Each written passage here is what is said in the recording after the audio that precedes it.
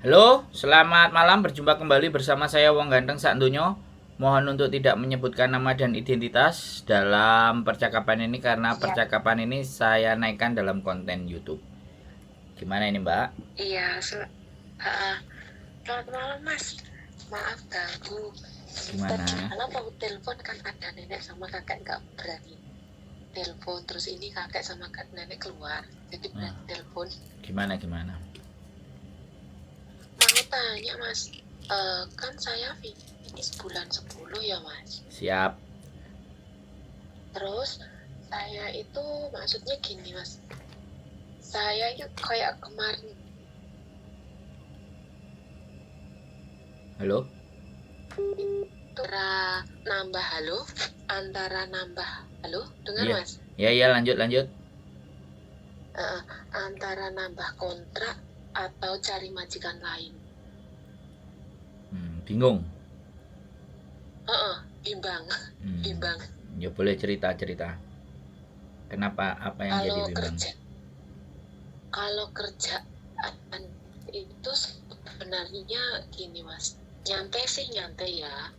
Sama yang majikan yang dulu itu beberapa tahun yang lalu kan enakan ini punya kamar sendiri. Maksudnya istirahat jam 10 lah, sudah istirahat kadang paling lambat jam 11. Tapi di sisi lain itu masalah masak Mas. Masalah masak, kalau masalah bersih nggak terlalu sih. Cuma yang bikin bimbang itu antara nambah apa enggak gitu loh. Saya itu orangnya kan takutan, bahasa juga kurang. Terus kalau dimarahin cuma diam, oh ya tuh Om Ji, cuma bilang gitu toh. Gak berani bantah, gak berani apa. Tapi kadang saya mau bantah itu dibilangnya, katanya kamu itu apa ya, berbohong lah atau gimana. Lah ngomong sini mau gimana ya Mas, kurang bahasa itu loh Mas yang jadi masalah itu. Terus solusinya gimana Mas enaknya? Tapi majikan saya itu yang anak-anak oke. Pembantu ada 3 saya. Tapi di anaknya nggak satu rumah sama nenek ini. Saya kan di rumah sama nenek sama kakek. Terus yang lain ada di anaknya nomor 1 sama nomor 2. Terus enaknya itu mana Mas? Tapi soalnya itu iyo si nenek suka gantung pembantu gitu loh Mas. Yang sebelumnya saya itu katanya disuruh nambah, ya anaknya nambah, tapi katanya mau dikasih LC gitu loh Mas. Ternyata setelah ditanyakan kurang 1 minggu mau keluar, nggak dikasih. Ya, terus yang pembantu satunya juga gitu, ikut lama, katanya mau dikasih bonusnya, nggak dikasih juga sama. Tapi kalau yang pembantunya yang satunya itu lama, udah 14 tahun, majikan oke, ngasih dia. Tapi yang enggak itu yang si nenek ini sama yang anaknya satunya gitu loh Mas. Kalau yang ngejeng aku kan anak nomor 3 itu oke. Tapi nenek yang nggak oke gitu loh. Jadi bingung kan Mas. Saya itu nggak terlalu berharap masalah LC ya, tapi saya kerja 2 rumah, ya kan? Seharusnya 2 rumah kan nggak boleh. Tapi saya kerja di rumahnya yang ngejeng saya itu 1 minggu sekali Mas. Itu gimana? Solusinya, minta solusi lah intinya. Gini, kalau sampean minta solusi sama saya, yang tahu situasi keadaan kan sampean. Jadi saya cuma nanya, pas kerja di situ perasaan hati sampean gimana? Seneng, perasaan butuh, apa kebentel, apa terpaksa? Nah yang ke satu itu takut dia kan, mau apa-apa itu serba takut salah kan. Terus yang kedua bener kebentel Mas, karena butuh, ya kan. Terus yang ketiga, saya kan punya anak 2, butuh butuh butuh uang buat tabungan masa depan anak saya dan masa tua saya gitu loh. Udah? Ya udah. Urusan tidur, urusan semuanya aman, makan aman. Kalau masalah tidur aman. Makan? Kalau masalah makan ya nggak begitu aman sih Mas. Sekarang Masalahnya gini, kan saya setiap 1 minggu itu kadang 3 kali, kadang 4 kali, itu saya masakin buat orang 14 orang. Terus saya kan pernah ke CC yang satunya, pernah curhat ke sana juga, dikasih tahu CC. Saya pernah ngatakan gini, cerita gini-gini bla bla bla. Terus CC bilang, keluarganya gimana? Kalau keluarganya, kalau itu ada kata-kata sopan yang saya butuhkan, sopan lah, sama Mbak tuh sopan. Kalau ada apa-apa itu bilang emkoy, itu kan sopan banget menurut saya kan, daripada majikan saya yang dulu kan. Nah, tapi saya bimbangnya gini, kok setiap masakan itu dipermasalahkan, setiap apa itu dihitung, semua dihitung. Terus? Seandainya masakin buat 14 orang, itu dihitung berapa biji itu sayap ayam, berapa biji. Nanti kalau kok nggak ada segini, loh kamu makan ya gitu. Kadang kan dia itu, nenek itu bicara gini, kamu ini di sini nggak ada kerjaan gitu. Jadi saya itu ya ampun, oke lah, aku manut karena aku butuh, ya kan. Dia butuh aku butuh dia gitu kan. Aku nggak masalah. Kemarin juga gitu, pulang bersih-bersih dari rumah anaknya jam 6 kurang itu loh, langsung belum sampai saya minum air itu, sampai pintu dikasih tahu gini, kamu cepet kamu nyuci mobil dulu sana. Sampai saya, ya Allah, ya wis, ya sebentar, nanti setelah itu kamu masak buat aku. Oh iya, saya langsung turun ke parkiran, nyuci mobil kan. Terus sampai yang di parkiran tuh bilang, Cece, kamu kok setiap hari tuh nyuci mobil, sudah bersih loh itu, kayak kurang pekerjaan aja. Iya nggak apa-apa, saya bilang sampai gitu.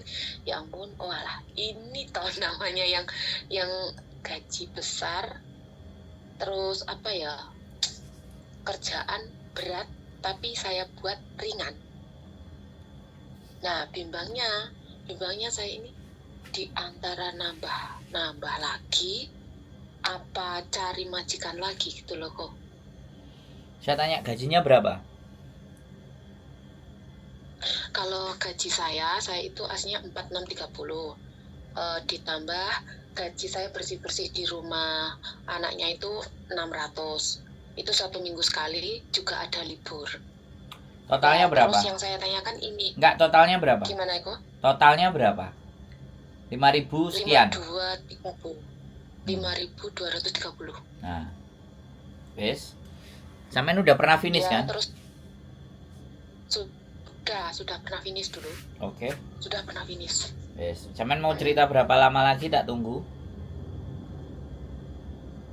Enggak, terus yang libur itu gimana kok? Kan saya libur yang apa itu, hari Imlek kan selalu diganti hari, nggak diganti uang.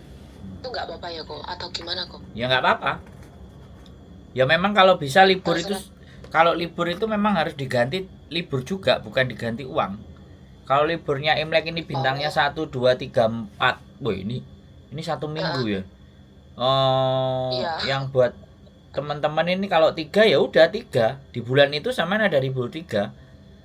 Kalau perlu ada 4. Iya, 4 kok. Nah, Saya 1 bulan ini sudah dikasih jadwal 7 kali libur. Nah, iya. 7 kali libur kok. Oh, itu Februari. Kalau berarti kalau sampean bulan Januari sudah dikasih 7, berarti yang Imlek sampean masuk terus. enggak, yang bulan bulan Februari dikasih 7 kok. Oh ya sudah. Kalau Januari 6 apa 5 kemarin ya. Kalau nggak salah. Sudah Ya langsung pasti dikasih 7. jadwal kok, soalnya kan giliran. Ya Februari 7. Ya sampean 7 boleh. Heeh. Nggak ada masalah. 1 minggu itu libur semua. Ya memang yang benar begitu, nggak usah diganti uang tapi diganti hari. Oke, masalah libur beres. Masalah curhat ini masih mau dilanjutin apa enggak? Aku harus dengerin apa enggak? Soalnya 10 menit saya dengerin curhat sampean. Kalau sampean mau curhat Enggak, lagi sudah. 15 sampai 20 tak tungguin. Sudah kok. Kapan-kapan main ke rumah kok. Boleh. Jadi Gimana? gini. Sekarang sampean sudah pernah finish ya di Hong Kong sampean berapa tahun? Tidak di majikan ini sampean berapa tahun? 2 tahun kok. Oke. Sekarang sampean siap nggak kalau sampean ganti majikan finish terus majikan baru adaptasi lagi terus gak punya kamar, kira-kira sampean siap nggak? Kalau sampean siap menerima itu ya cabut. Kalau sampean nggak siap, Saya nggak siap. kalau nggak siap dengan majikan baru dengan adaptasi yang baru ya udah stay aja di situ. Kalau masalah kelakuan, ngitung kaya, ngitung Joysam, semuanya serba dihitung. Namanya orang Hong Kong, mana ada yang nggak perhitungan. Terus Ya, masalahnya kalau nyuruh, kalau bisa ini disuruh belum selesai, di sana udah nyuruh, di sana belum selesai udah nyuruh. Itu karakter orang tua itu begitu. Karakter orang tua dan karakter bos itu juragan itu kayak gitu. Kalau ngelihat kita redok leha-leha titik, otaknya puyeng. Ini tak bayar kok lunggah-lungguh aja. Nah, selama dia tidak menggunakan tangan, selama dia nggak menggunakan alat-alat untuk memukul sampean, bagi saya loh ya, mulutnya mereka itu ya kayak silet, kayak pisau, kayak pedang, sret. Jadi seolah-olah itu kalau dia berbicara itu hati kita tersayat, gitu. Gitu loh mbak. Itu tuh Hong Kong. Hong Kong itu memang kekuatannya menyakiti hati kita itu dengan ucapan. Itu pasti. Saya garansi jangankan kok sampean. Sekali lagi jangankan kok sampean yang di dalam majikan. Saya aja sama sopir saya pernah sungfo angkat-angkat barang, mulutnya itu malah lebih nggak teratur. Karena kita sama-sama kerja, satu kardus tak tendang ke mukanya dia. Dia ngajak ribut, tak ajak sekalian ribut di situ. Mundur dia. Aku pernah mbak kayak gitu mbak, sama orang Hong Kong. Itu sopir, mulutnya nggak pernah mau berhenti. Nyakitin hati mbak. Karena kita orang Indonesia ya. Kita mainnya kalau udah ribut-ribut ayo berantem aja. Tapi di Hong Kong kan tidak bisa begitu. Sekali kita nyentuh tubuhnya dia, dan itu memar, masalah mbak. Makanya tak tendang satu buah kardus. Dipikirnya aku juga nggak bisa marah. Habis itu tak tinggal kerjaan mbak. Tapi kan itu tidak mungkin kalau buat sampean. Nah, mau tidak mau, bisa tidak bisa. Telinganya sampean itu sudah nggak bisa dengar. Harusnya tidak perlu mendengarkan mulut-mulutnya mereka secara dalam. Didengerin ya, hoa oke, Tomci oke, Tantan Chan, oke. Mau masak 15-14 atasi aja semuanya. Lama-lama orang ngamuk itu juga pusing ya, pegel. Yang penting kan tidur enak, sampean punya kamar, ya kan. Kalau masalah pekerjaan semuanya berat. Cuman kalau sampean mikirin mulutnya nenek, ya sampean sakit. Tapi nek sampean mikirin mbok seneni model opo ae, sing penting anakku sekolah, anakku bisa nabung, aku bisa bayar buat sekolah anakku, mereka nggak kelaparan, masa depan mereka tak terjamin.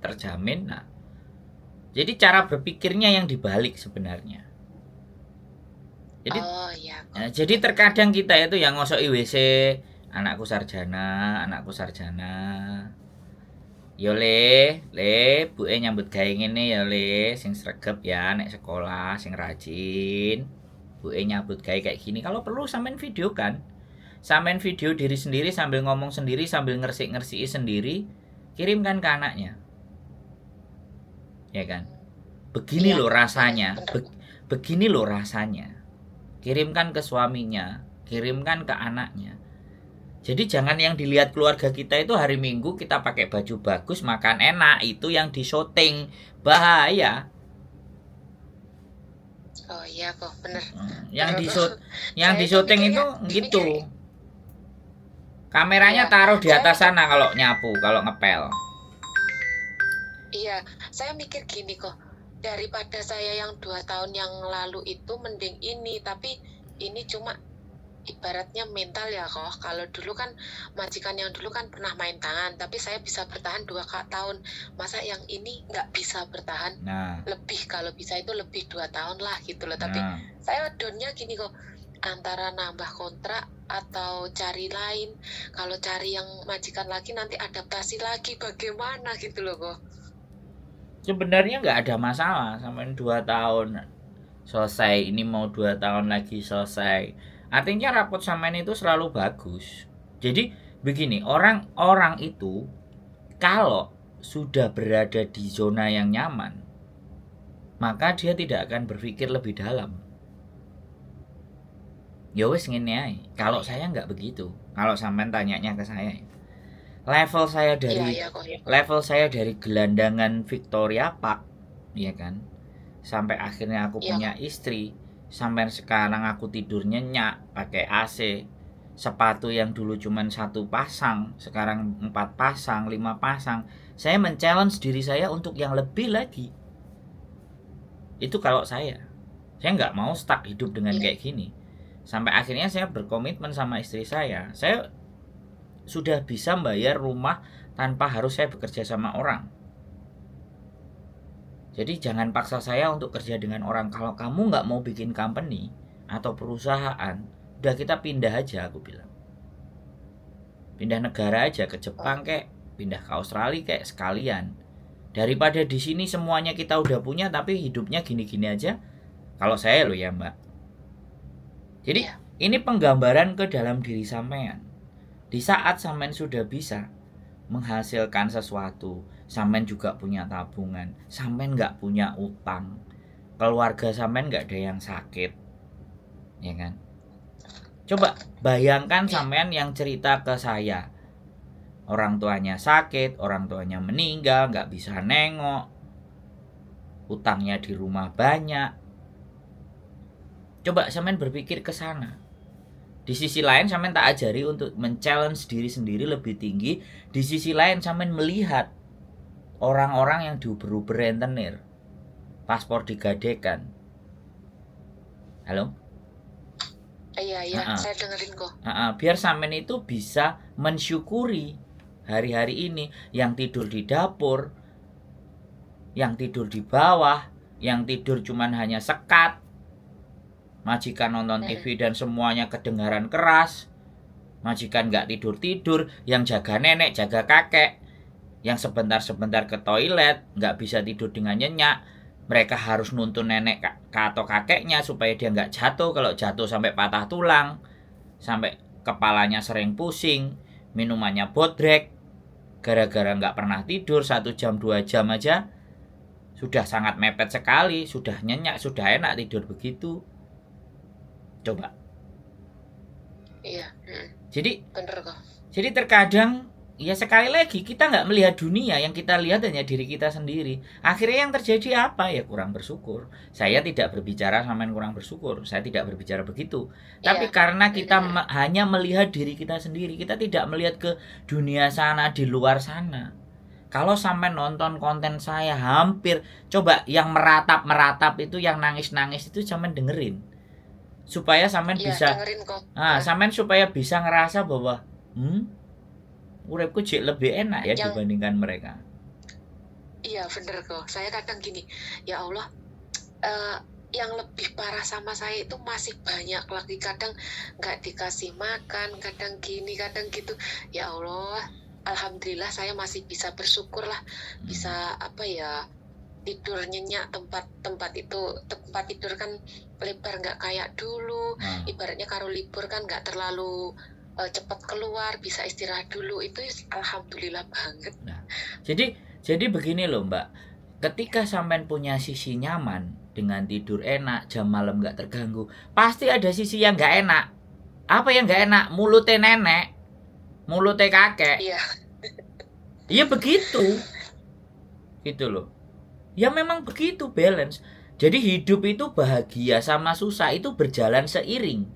Tinggal kita itu lebih meresapi yang mana? Lebih meresapi yang susahnya atau meresapi yang bahagianya. Makanya saya dulu waktu jadi mahasiswa kuliah jauh dari rumah, bekal saya itu cuma 50.000 gimana caranya hidup 2 minggu di Surabaya. Lah hari ini walaupun saya sudah punya uang, saya sudah punya istri, saya mencoba menerapkan hidup saya. Kira-kira bisa nggak 50.000 itu hidup dalam waktu 2 minggu? Walaupun standarnya mungkin 50.000 ya enggak. Makanya yang ada saja, nggak usah beli di restoran. Aku selalu ngomong sama bojoku. Aku loh, nggak mbok ingoni, kamu kasih roti tawar aja 1. Semua yang kamu belanja ini kamu jangan belanja seminggu aja tak habisin semua yang ada di sini. Aku sering ngomong sekali sama istriku kayak gitu. Karena dalam rangka saya ingin gini loh. Bagaimana caranya hidupnya itu serba terbatas tapi bahagia? Enggak semua orang bisa seperti itu loh, Mbak. Iya bener. Enggak bisa semua orang. Tapi begitu kita bisa, rasa syukur kita itu besar. Jadi kalau saya punya istri, uang saya bawa semuanya. Kamu mau ambil semua, kasih saya Pak Tadong aja. Kalau ada orang minta dibantu mau ke sana aku kan butuh transport. Dah kasih aja itu aku. Aku ready, Mbak. Aku siap. Dengan kenyataan yang buruk dan pahit pun aku tuh siap. Karena itu akan menjadikan diriku jauh lebih kuat, Mbak. Yang nggak bisa orang itu hidup terbatas tapi bahagia. Kalau katanya Gus Plus, hati senang walaupun uang tak pegang. Nah itu tidak banyak orang bisa merasa seperti itu. Makanya saya belajarnya itu hidup stoikisme. Jadi hidup dengan berpikir yang sebaliknya. Jadi istri saya tak belajarin gimana kalau kita hidup itu kita memang berdua ya gelasnya cuma 2, piringnya ya cuma 2, ya kan? Kursinya ya cuma 2, bantalnya cuma 2, semuanya serba 2, sepatunya 1 saja, bisa nggak? Itu kan sederhana. Ya tapi sekali lagi kehidupan orang itu bisa memilih. Makanya kalau sampean boleh menilai, yang saya dengerin ini kan keluhan. Yang saya dengerin di telepon ini kan masalah. Ya kan? Tapi kenapa kok saya senang dengerin masalah? Selain saya punya pengetahuan, saya percaya diri punya pengetahuan untuk membuat mereka jauh lebih tenang. Saya juga ngerasa ternyata hidup saya jauh lebih enak. Juga memberikan motivasi untuk yang lain gitu tuh. Saya itu justru kalau sehari gak ngomong stres, Mbak. Berat badan saya pernah turun 12 kilo gara-gara seharian itu saya kerja tok gak ada ngomongnya. Bojoku sampai kamu kok sampai kurus. Ya kan kamu nyuruh aku kerja. Kerja yang tidak di passionku. Ya wis lah resign aja. Oke. Kamu kan minta uang banyak. Ya sudah saya kerja 2. Waktu buat dia nggak ada. Nah sekarang istri saya yang kerja di restoran, saya kerja di rumah coba. Ya kan kayak gitu loh, Mbak. Saya itu nerima telepon dari teman-teman, itu bagian dari kerja saya. Jadi kesenangan saya gunakan untuk pekerja, saya jadikan pekerjaan saya. Jadi biar ketika saya bekerja, saya tidak merasa bekerja karena saya senang. Ini bisa membantu orang lain. Nah, saya tidak hanya ngomong kayak gini ya, di sela-sela orang yang nggak telepon, saya dengerin, Mbak. Dengerin ustadz ngomong, dengerin ngaji filsafat, dengerin bagaimana konsep kehidupan di masa mendatang, dengerin dunia di era hari ini bagaimana, terus lihat sosial medianya teman-teman, melobi, ya kan, dibohongin sama aplikasi, ya kan, aku dengerin, aku ngeliatin, ada yang anak break interminate, ada yang kena kasus rentenir, bagaimana ini mau diperkarakan. Semua saya masukkan ke dalam otak saya. Curhatan saya dengerin, saya resapi, terus saya harus masuk di mana ini. Untuk membuka jalan dan cara berpikir teman-teman ini, saya harus masuk dari sisi mana yang bisa diterima. Kayak sampean kayak gini. Sebenarnya sampean itu hanya 2-3 hari atau 4 hari kemarin itu nelongso rodok kecentok. Makanya pengen telepon. Piye sih? Aku iki piye sih sakjane? Saya kemarin lah saya itu sampai gini kok. Kudu tak tinggal geret koper, tak tinggal golek liyane lek panggah ngene. Kadang gitu kok. Tapi saya pikir gini, saya itu takutnya gini nanti adaptasi lebih parah lagi atau gimana ya. Saya kan butuh duit cuma gitu kok. Terus ya ampun, mungkin ini cobaan. Mungkin pikiran si nenek lagi ada masalah lah, dilampiaskan ke saya gitu. Kan? Cuma ya wis oke lah gitu kan. kecentok Mbak. Beberapa hari kemarin ini sampean kecentok. Atine kena. Kena silet sret pisan. Dijarno sik sret ping pindho kok gak biasa nih. Aku diseneni kon koyo ngene kan. Bimbang sampean akhirnya neklek. Makanya sampean kudu koncoan karo aku ben energinya strong terus. Iya sering dengerin aku kok. Nah iya. Sering dengerin aku juga sama Aceh itu sering aku dengerin kok. Terus ini juga saya mau minta doa kok, semoga teman saya dulu yang satu PT kemungkinan kok udah dengar apa belum yang kemarin jatuh itu kok? Jatuh kemana? Yang jatuh di Taiwan itu kok. Oh, ini aku belum tahu ini berita ini. Terus lanjut. Nama? Iya, minta doanya semoga pemulangan jenazah minggu depan diberi kelancaran, yang di Indo diberi kesehatan, ketabahan keluarganya. Amin. Terus pesan buat KC yang lain, kalau ada masalah tolong sharing ke siapa yang bisa diajak bicara, jangan dipendam sendiri. Ya. Cuma itu kok pesennya. Biar nggak bunuh diri. Saya sudah saya tahu semua tentang KC itu, emang satu PT dulu kok, terus udah kayak keluarga sendiri. Rencana kan Lebaran Cina ini mau kumpul kan, tapi ya wallahu a'lam itu tadi nggak tahu ada masalah apa. Emang dia dari dulu itu orangnya tertutup kok, nggak pernah kasih tahu teman kalau ada masalah. Cuma gitu kok. Terus akhirnya jatuh. Minta doanya buat teman. Iya, minta doanya sama teman-teman, sama keluarga yang lain. Siap. Nah, makanya kalau dia itu nonton konten saya, mungkin berpikir ulang. Waduh, pede sekali saya kan. Ya. Saya pede sekali, Mbak. Justru yang kayak gitu itu kalau bisa dicegah. Ya kan? Makanya yang menjadi bagi saya, kalau ada sesuatu yang baik itu orang itu berat untuk share. Share hal-hal yang baik itu sangat berat. Karena untungku opo nek aku nge-share. Ya kan? Karena keyakinannya cuman uang, keyakinan hanya benefit. Hidup yang hanya dipikir untungku opo. Kalau kita hidup yang kita pikir untungnya apa, niscaya kita itu akan menjadi orang yang gampang mengeluh. Tapi kalau kita kalau kita berpikir bahwa aku dikai moto, dikai tangan, dikai sikil, dikai utek, gawe mikir.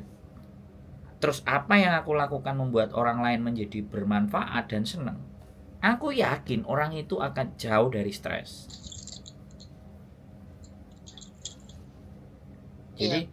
Jadi kalau sekali lagi saya ngomong, kekayaan, ya kan, kekayaan itu budak bagi orang bijak. Tapi kekayaan itu tuan bagi orang yang bodoh. Wis, kalimat itu mak jelek.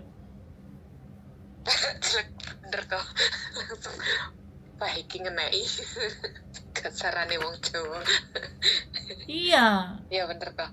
Ya kalau kita itu orangnya bijak, kekayaan itu budak. Jadi kekayaan itu kita yang atur.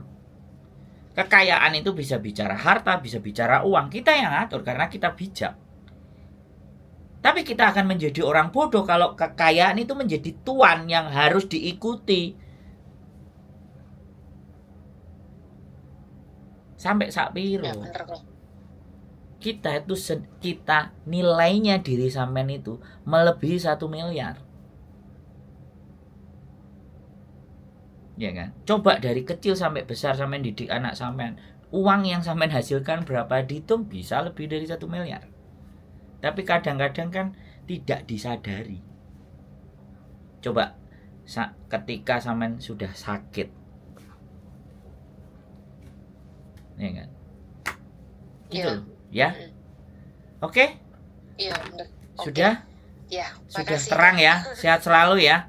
Saya selalu mendukung. Iya, Saya sama-sama. bisa diajak omong. Iya, Kalau iya. untung ditelepon, diangkat. Kalau enggak, coba telepon terus gitu aja. Oke? Iya, nanti kalau libur saya tak ke tempat Koko. Boleh Ada main. waktu. Nah, siap, kita tunggu Iya. makan bersama. Iya. Oke? Sehat selalu buat sampean Mbak E, Terima kasih, Ko. buat keluarga. Iya, Ya, terima kasih, Ko. matur sembah nuwun. Ya, Assalamualaikum makasih, Ko. warahmatullahi wabarakatuh. Oke, Waalaikumsalam warahmatullahi wabarakatuh.